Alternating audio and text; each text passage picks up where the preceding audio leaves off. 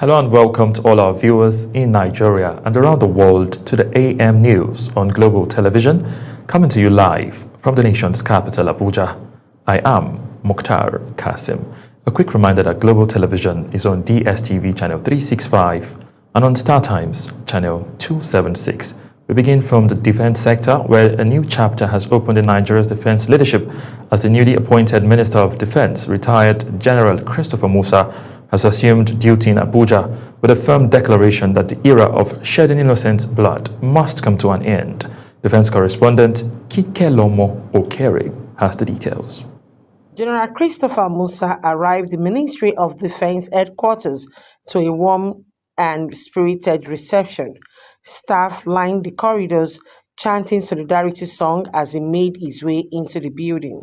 The Chief of Defense Staff, General Olufemi Oloyede, led service chiefs in formally welcoming the minister, marking the beginning of a new operational direction for the nation's security architecture. Addressing senior officers and personnel, General Musa acknowledged the gravity of Nigerian security challenges and stressed that the time has come for decisive, coordinated action across all formations of the armed forces. I come to this role not as a stranger to our security challenges, but as a comrade who has been in the trenches both literally and figuratively.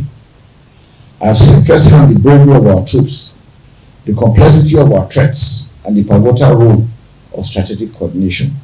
Like I always said, no single individual can achieve this alone. No single service or parastatal can do it. We must work as Nigerians, making Nigeria better. He outlined a vision anchored on operational efficiency, improved synergy among the services, and a system that rewards professionalism while sanctioning negligence. The minister also assured that troops' welfare will remain at the core of his priorities. Ladies and gentlemen, we cannot afford to operate in silos. We cannot tolerate gaps between policy and execution, or between the ministry and the services. This ministry will be a powerhouse of strategic direction, enabling support, and a relentless accountability. We must provide that support for our troops to continue to succeed. They are sacrificing their lives out there in the field, day, night, thunderstorm, windstorm, whatever the situation. T. Patrick reports. At the start of the week's legislative sitting, Deputy Speaker and Chair of the Special Committee on Constitution Review, Benjamin Kalu, presented the committee's report for consideration. Deliberations were set to begin immediately, but on Thursday, some members complained that they had not received copies of the report and needed additional time to review the proposed amendments. I want to urge that we suspend discussing this document for now until next week, so that our colleague will have enough time to study, to read, so that we can come from the well-informed position. We'll plead, sir, very sincerely I will plead, that members be given time to look at this amendment, which is a constitutional amendment, not just a statutory amendment. As a result, the House remained divided between members ready to commence debates and those seeking more time. But I want to advise that whatever is worth doing is worth doing well.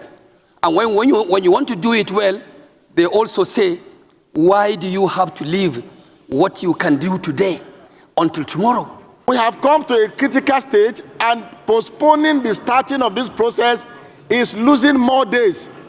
If we start today, if it is only 10 members that can contribute today, we continue on Tuesday. You know, you have already taken 10 out of 360 contributions, probably.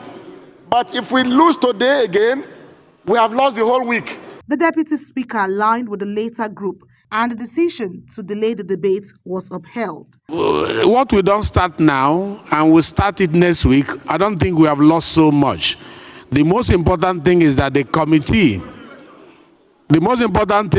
committee has met the target of finishing their work first week of December. Meanwhile, the House also commemorated the International Day of Persons with Disabilities with a motion sponsored by Oke Joe Onukalusi. From the National Assembly, Anie T. Patrick, reporting for Global TV News. The Federal Capital Territory Minister, Nyesom Wike, has debunked claims that he is no longer a member of the People's Democratic Party, PDP, insisting that he remains firmly in the party, urging the leadership to resolve internal crisis. The minister stated this while briefing journalists after inspecting the ongoing construction of an interchange bridge connecting Maitama, Gishiri, Jahi, and Gwarimpa in Abuja. Kabir Hassan reports.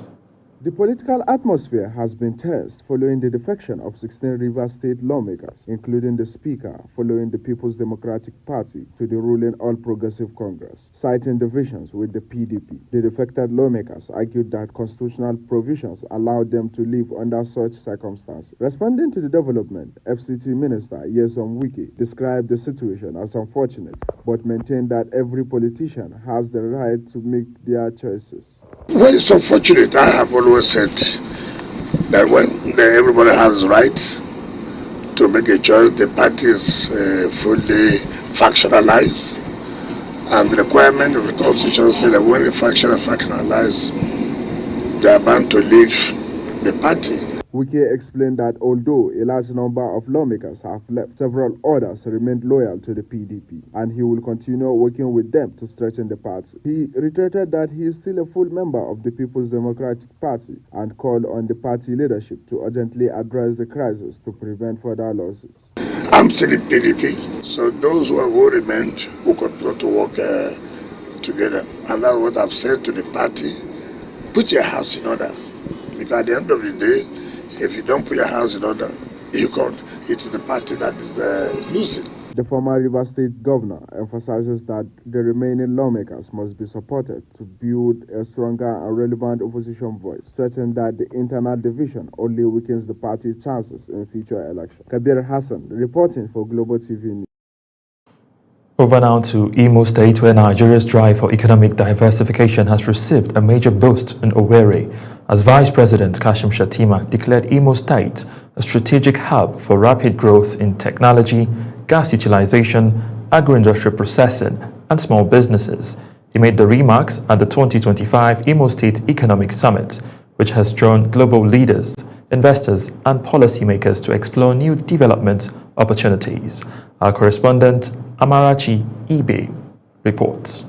Owerri is playing host to a convergence of high-level delegates from across Africa, Europe, and other regions. The Vice President Kashim Shettima outlines the federal government's support through institutions like the Bank of Industry and the Development Bank of Nigeria, alongside expanding public-private partnership in housing, transport, and renewable energy. The federal government stands ready to support Imo State in these investment areas.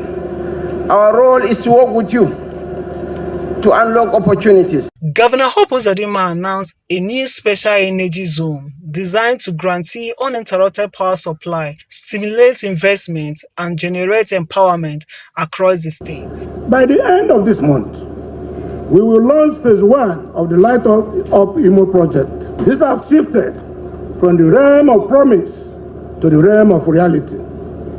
The infrastructure for this is already in place. When those switches eventually flip, greater parts of the state will receive a steady 24-hour power supply. Delivering the keynote address, Liberian President Joseph Boakai urged Imo State to adopt technology-driven policies to accelerate its development trajectory. If Imo State is fully unlocked its economic potential, 3 pillars must guide our effort. Statesmen, including former UN Secretary General Ban Ki-moon and former UK Prime Minister Boris Johnson, emphasized that accountability, sustainability, and strong partnership remain essential for attracting international capital. Africa today holds the keys to unlocking so many solutions. It's going to be overtaking China, because I've been looking at the numbers. It's got the most dynamic population. Chairman Dangote Group, Aliko Dangote, pledged private sector collaboration, noting that Imo State holds vast potential for industrial expansion and agricultural value addition. There can never be growth, there can never be prosperity without power. With new commitments already emerging, the summit is setting the stage for reforms and investment expected to reposition Imo State as an emerging economic powerhouse, which will translate into long-term prosperity. From Owerri, Amarachi Ibe, reporting for Global TV News. Now, across the world, millions of people are making International Volunteer Day, an annual event dedicated to honoring individuals whose selfless service strengthens communities, drive development, and inspire collective action. In Nigeria, today is a reminder of how voluntary efforts continue to shape social and economic progress. Zara Unasir reports. International Volunteer Day for Economic and Social Development was established by the United Nations General Assembly in 1985 as a global observance that recognizes the contributions of volunteers and promotes the culture of service. Each year, the day provides governments, civil society organizations, community groups, academic institutions, and the private sector an opportunity to work together and highlight the values of compassion, solidarity, and civic responsibility. Here in Abuja, some Nigerians share their views on the role volunteerism plays in driving development and supporting vulnerable communities. It's not just about accepting to do something.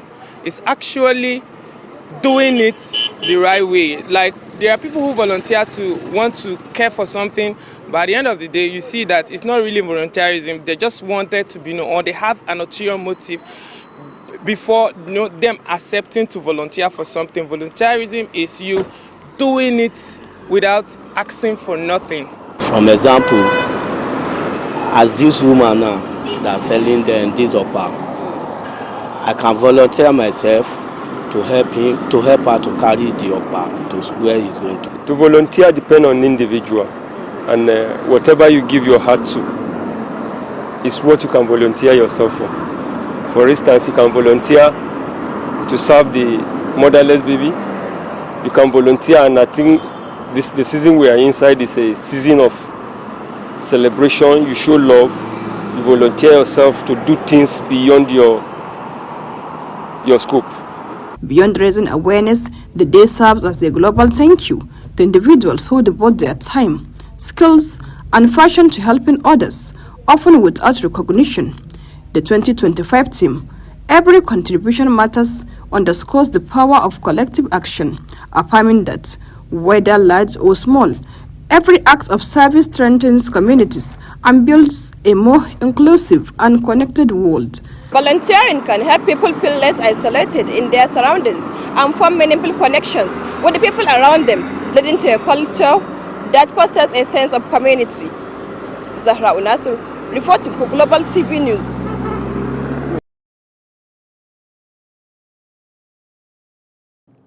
You're watching the live broadcast of the AM News. When the AM News returns, United Nations says Tanzania's intensifying crackdown amidst rising concerns. Details coming shortly, plus business and sports stories on the other side of this break. Please stay with us.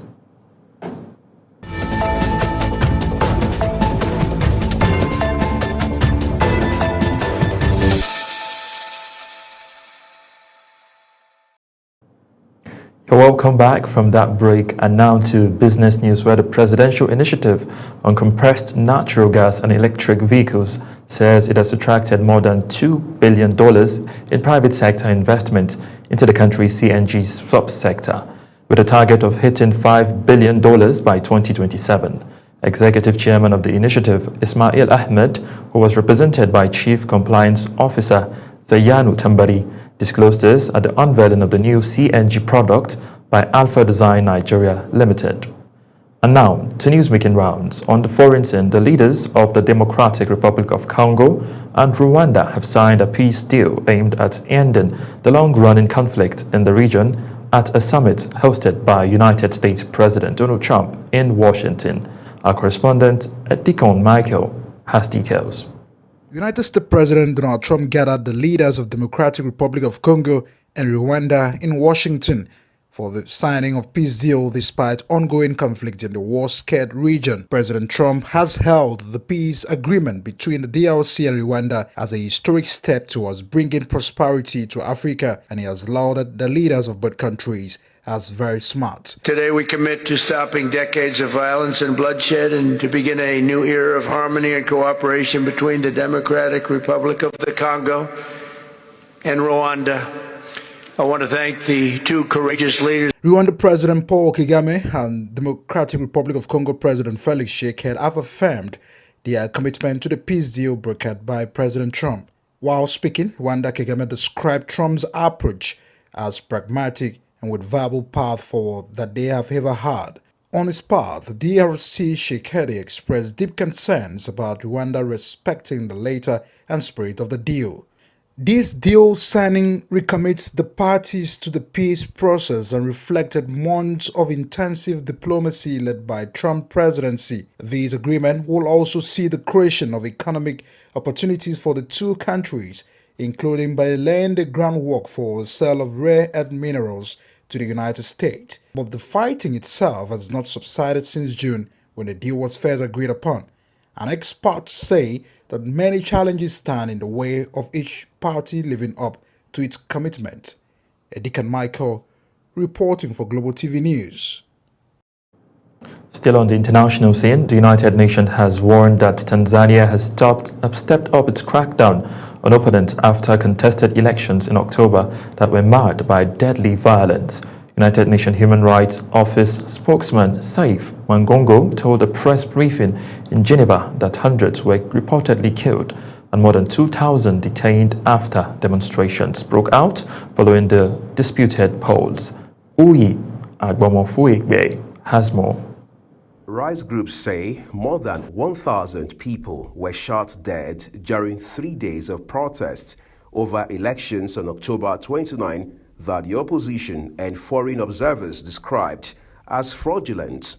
Tanzania's President Samia Suluhu Hassan retained the presidency with 98% of the votes, but the main opposition candidates were either jailed or disqualified. The UN Human Rights Office says it is the government that has intensified the crackdown, highlighting specific instances. Reports indicate that hundreds of people were killed and over 2,000 detained by security forces when protests broke out following the 29 October general election.